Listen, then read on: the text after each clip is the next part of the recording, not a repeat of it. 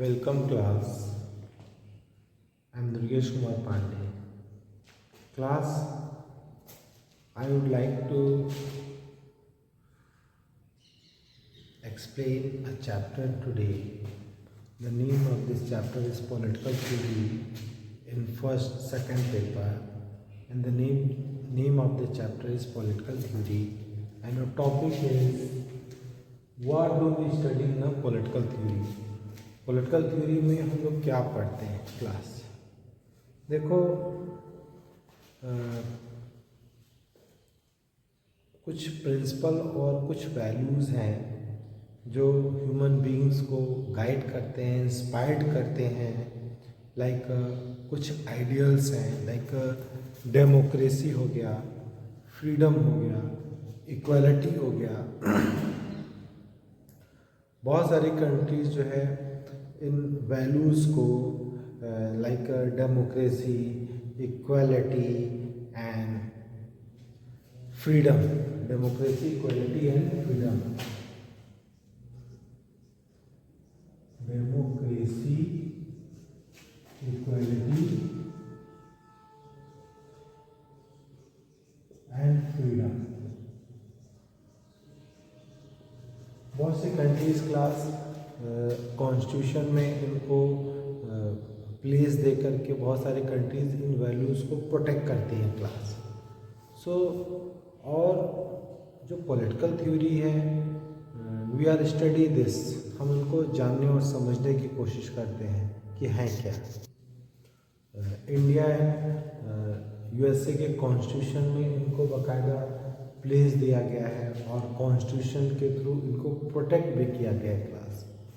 देखो क्लास, ये जो वैल्यूज़ हैं, ये जो आइडियल्स हैं, ये जो विचार हैं, ये रातों रात नहीं पैदा हुए। इनको बनने में हज़ारों साल लगे, थाउजेंड्स ईयर्स लगे इसको बनने में, ठीक है।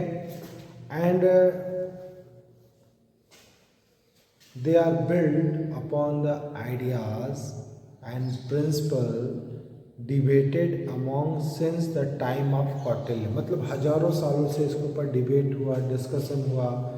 कौटिल्य के समय से, एरिस्टोटल के समय से, जीन जैक रूसो के समय से, कार्ल मार्क्स के समय से, गांधी और अम्बेडकर के समय से ये जो है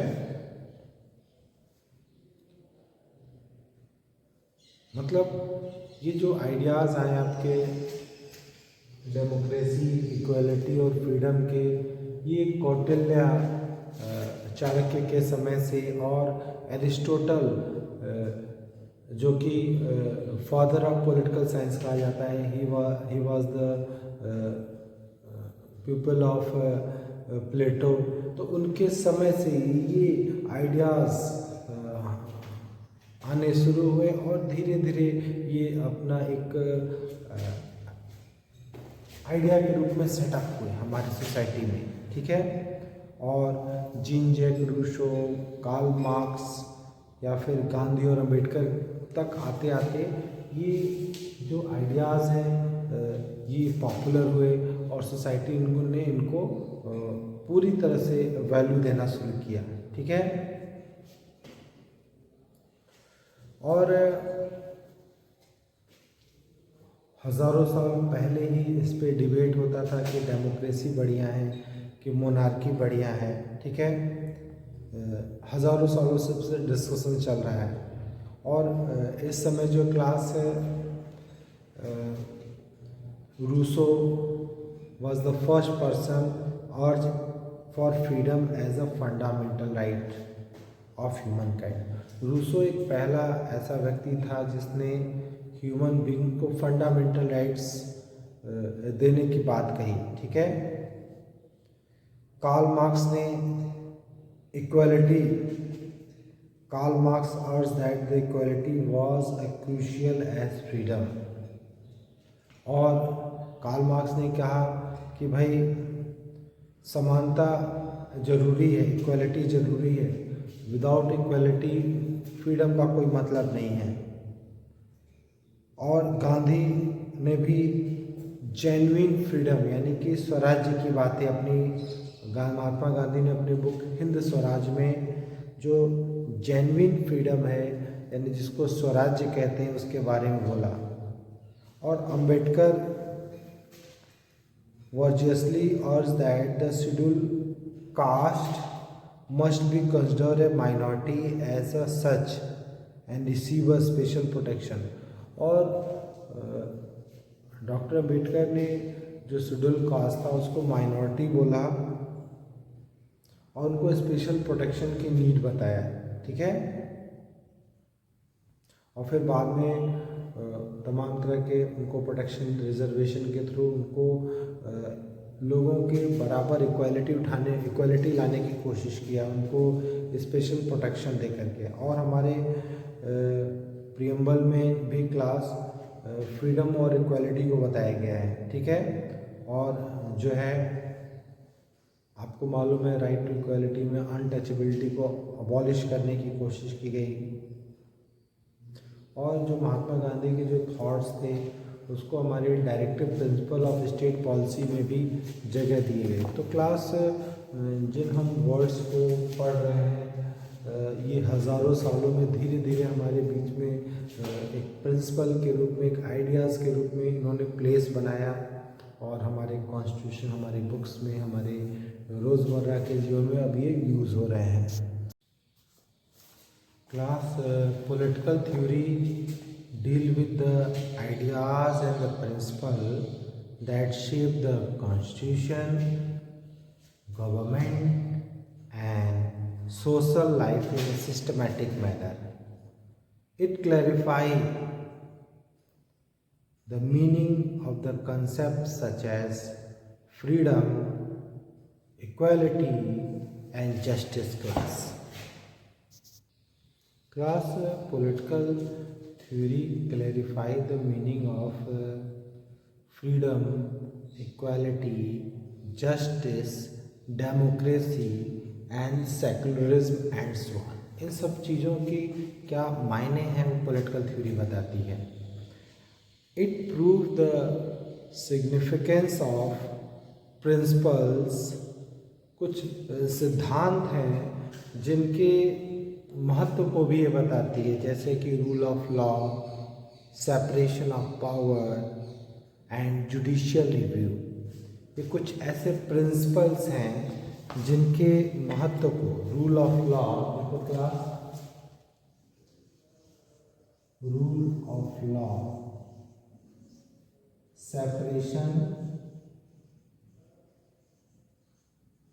separation of powers and rule of law, separation of power and judicial review।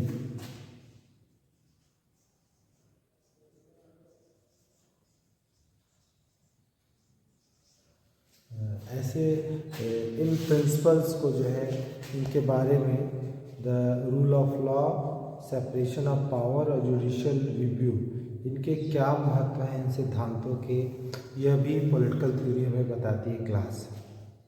This is done by the examining the argument advanced by the different thinkers in defense of these concepts। In concepts को के favour में तमाम political thinkers ने अपने विचार दिए हैं, इनको अच्छी तरह से एग्जामिन किया है। ये सब हम पॉलिटिकल थ्योरी में पढ़ते हैं class. The Rousseau and Marx और Gandhi did not become the politician। देखो फिर भी देखो रूसो, मार्क्स और गांधी वो कोई पॉलिटिशियन नहीं थे।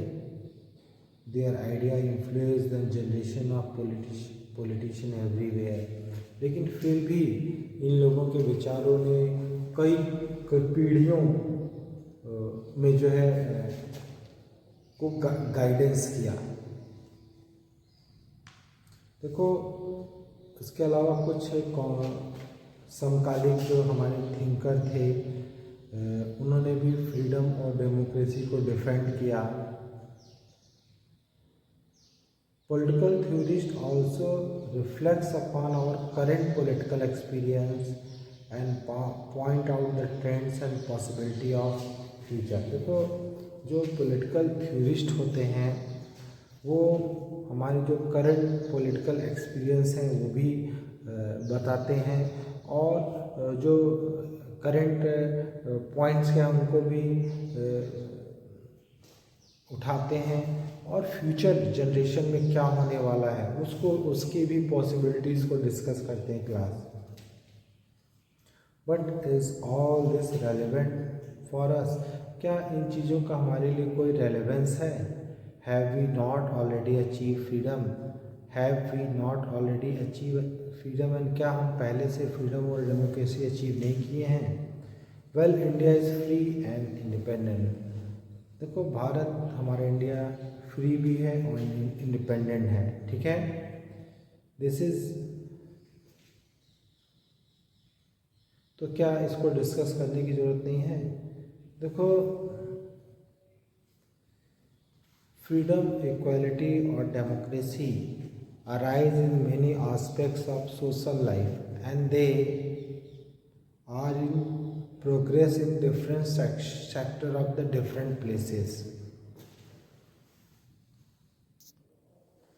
देखो क्लास, जैसे हमारे यहाँ इंडिया में इक्वालिटी है, ठीक है, लेकिन वो इक्वालिटी केवल पॉलिटिकल टर्म्स में, सबको राइट टू वोट है, राइट टू कॉन्टेस्ट इलेक्शन है, लेकिन क्या ये इक्वालिटी हमारे इकोनॉमिकल एंड सोशल लाइफ में भी है क्लास?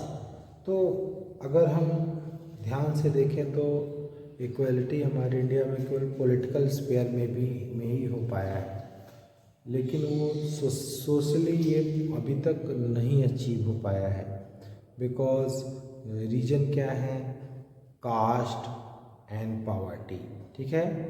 बहुत सारे लोग हमारी सोसाइटी में उनको प्रिविलेजेस मिला हुआ है, ठीक है, और कुछ लोग डेप्राइव्ड हैं, ठीक है, उनकी बेसिक नीड्स भी पूरी हो नहीं पा रही है।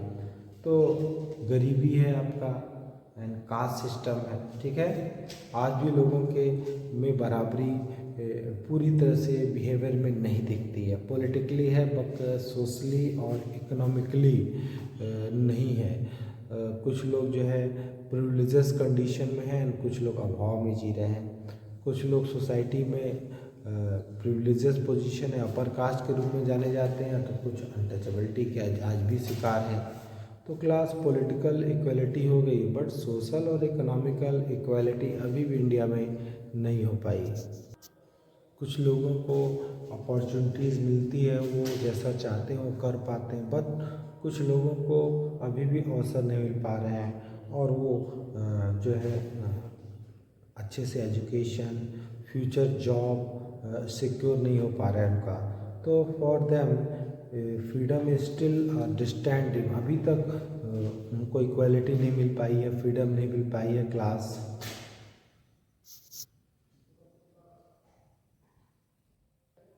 तो क्लास हमने देखा कि इक्वालिटी पॉलिटिकल तो मिल गई है, बट अभी हमें सोशल और इकोनॉमिकली नहीं मिली है।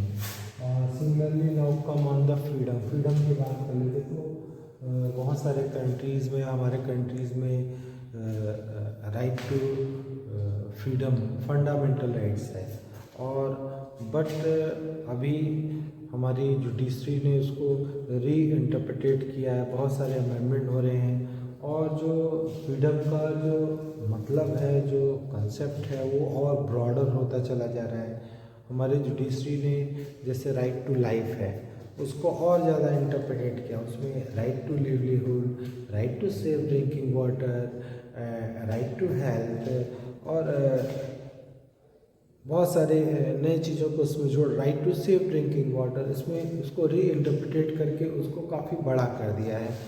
तो समय के साथ उनके मायने बदल रहे हैं। फ्रीडम जो है समय के साथ उसका मीनिंग और ब्रॉडर होता चला जा रहा है क्लास। तीसरी बात क्लास की, दुनिया, the world is change and many we may discover a new dimension of freedom as well as new threat to freedom. जैसे class global communication technology is making is easier for activities to network with one another. मतलब जो global communication technology बढ़ जाने की वजह से जो activist हैं उनके काम और ज़्यादा इन्हेंस हुए हैं। वो एक दूसरे से कम्युनिकेशन करके जैसे ट्राइबल्स कल्चर को और प्रोटेक्ट करने के लिए आवाज़ उठा पाते हैं या फॉरेस्ट की बेहतरी के लिए अपनी बातें कह पाते हैं। But it is also enable the terrorist and criminal to network. लेकिन इसके साथ साथ ही ग्लोबल नेटवर्किंग बढ़ने से, कम्युनिकेशन बढ़ने से टेररिज्म और क्रिमिनल्स की एक्टिविटीज़ भी बढ़ी है क्लास। तो more ever internet commerce is still a set of increase in the future. मतलब इंटरनेट जो के थ्रू जो व्यापार हो रहा है वो भी बढ़ा हुआ है।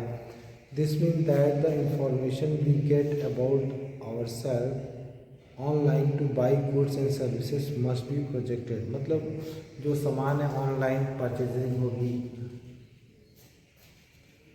And the information we give about our self online to buy goods and services must be protected. जो भी हम अपनी इंफॉर्मेशन के थ्रू जो गुड्स एंड सर्विसेज खरीद रहे हैं तो हमारी जो भी इंफॉर्मेशन है वो प्रोटेक्ट रहेगी class.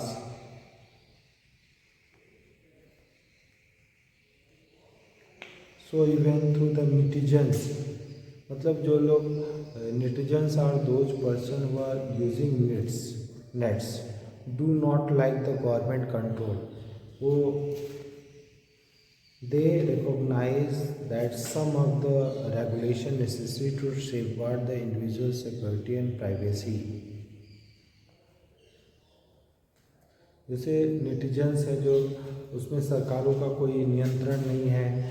they recognize that some of the regulation necessary to safeguard the individual security and private, individual की सिक्योरिटी और प्राइवेट की प्राइवेसी को सुरक्षित रखने के लिए भी तमाम तरह के नियमों कानूनों की ज़रूरत महसूस हो रही है कि as a result question are raise regarding how much freedom should be given to the people use the nets. मतलब लोगों को कितनी आज़ादी होनी चाहिए जो है नेट का इस्तेमाल करने की। ठीक है, तमाम अभी देखो मामले न्यायालय में है कि व्हाट्सएप है तो वो लोगों की प्राइवेसी को कितना प्रोटेक्ट करती है, इश्यूज चलते रहते हैं क्लास। तो आज भी ये मामला कोर्ट्स में डिस्कस होते हैं। जैसे एग्जांपल के लिए मान लो, should they be allowed to send unsolicited email to strangers. किसी अजनबी को क्या ईमेल भेजने का आपको अधिकार है? क्या अपने आप चीज़ों का, अपने प्रोडक्ट्स का एडवर्टाइज कर सकते हो इन चैट के थ्रू? तो should government be allowed to read private email to tackle down terrorist. क्या सरकारों को इस बात की इजाज़त है कि ये लोगों के प्राइवेट ईमेल्स को ट्रैक करके टेररिस्ट को पकड़ सके? How much regulation is justified and who should regulate the government and some independent regulator political theory। तो how much regulation is justified, कितना न्यायोचित है इस पर कंट्रोल करना, एंड हु शुड रेगुलेट, और कौन रेगुलेट होगा, द गवर्नमेंट और some independent regulator political theory has a lots of teachers about the possible answer to these questions and is therefore very relevant class।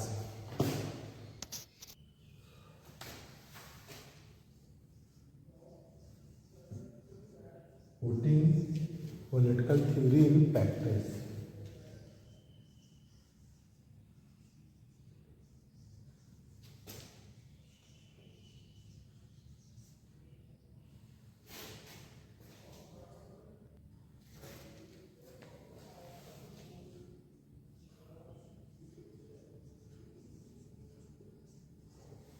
Class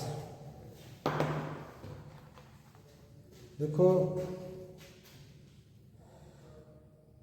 we इस book में देखो we confine ourselves to one aspect of the political theory that which deal with the origin, meaning and significance of the political ideas that we are familiar, such as freedom, equality, citizenship, justice, development, nationalism, secularism, and so on.